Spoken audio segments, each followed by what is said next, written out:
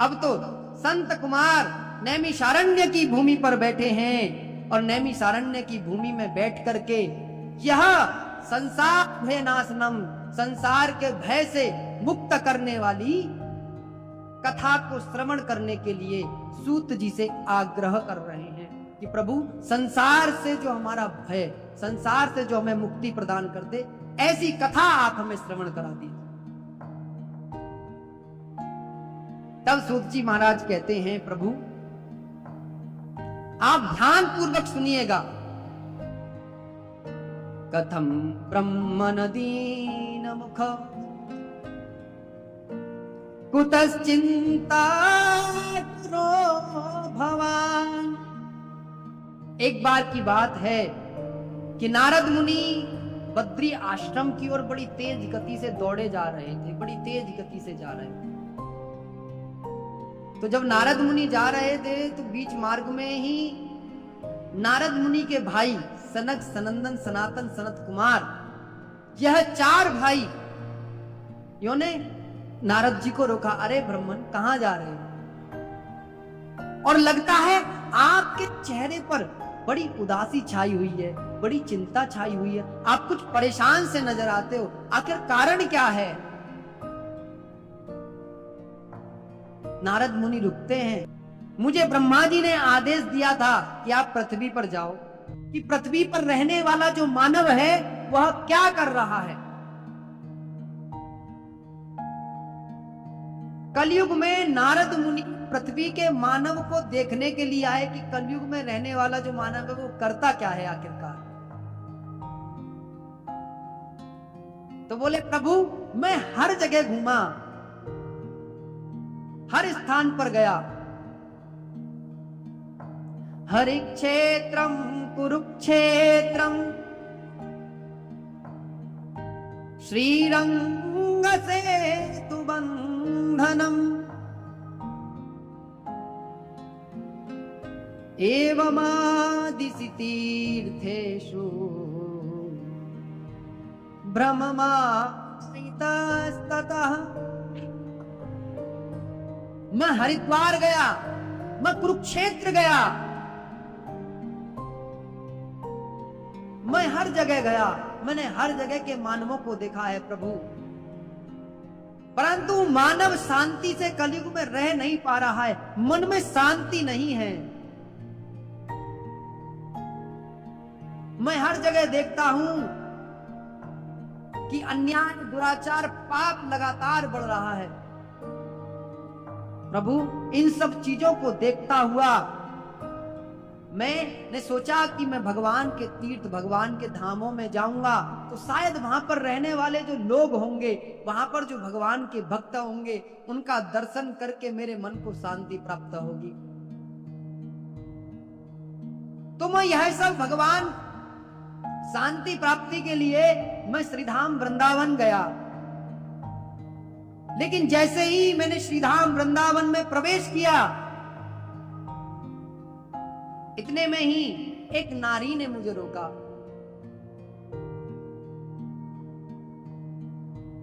भोगो साधु क्षणम तिष्ठ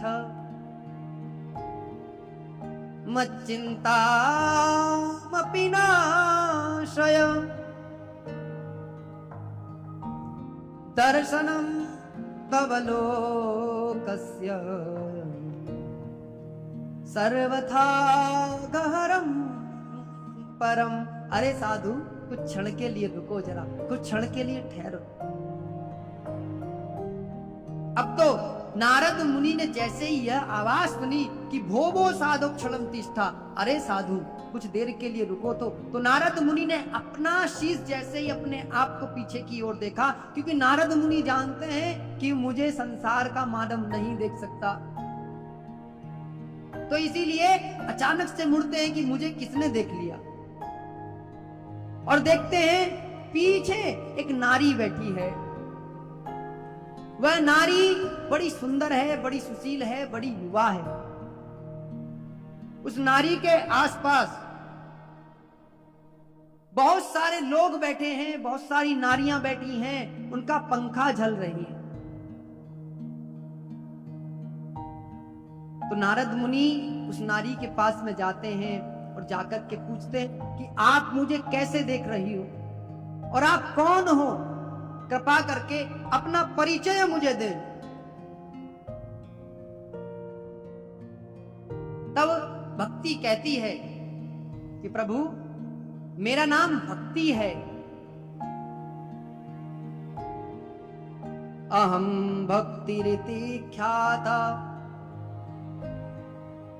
इमौ मे तनयो मतौ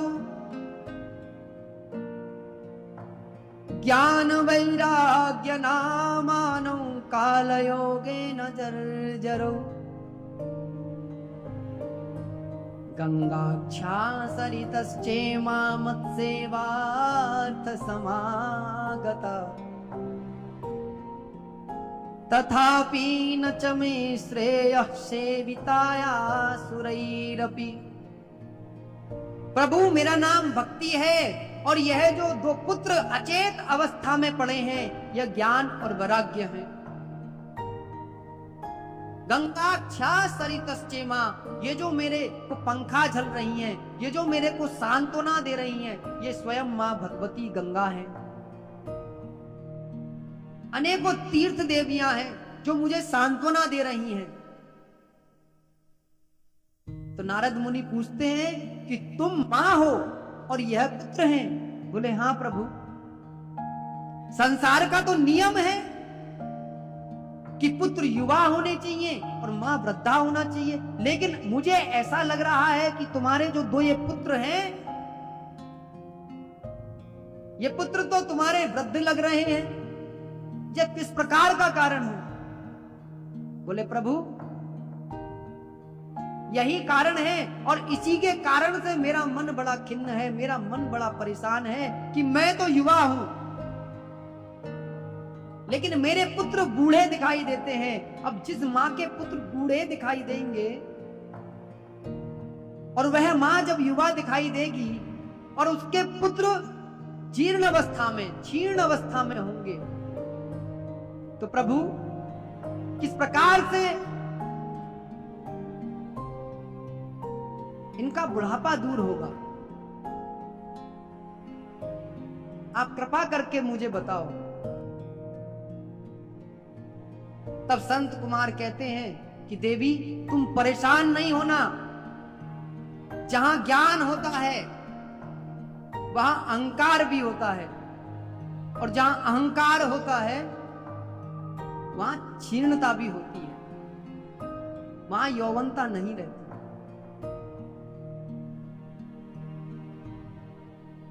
जीवन में कई बार जब हम अनेकों ज्ञानियों से मिलते हैं तो कहीं ना कहीं हमें छोटा मोटा अहंकार देखने को मिलता ही है। किसी को अपने बड़े होने का बहुत मद होता है तो किसी को अपने ज्ञानवान होने का बड़ा मद होता है, बड़ा अभिमान होता है। यही अभिमान उस व्यक्ति के क्षीण होने का कारण भी होता है, पतन का कारण भी होता है। भक्ति के अंदर अहंकार नहीं है।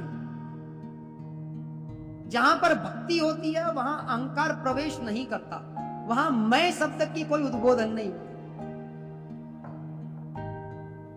आप देखते होंगे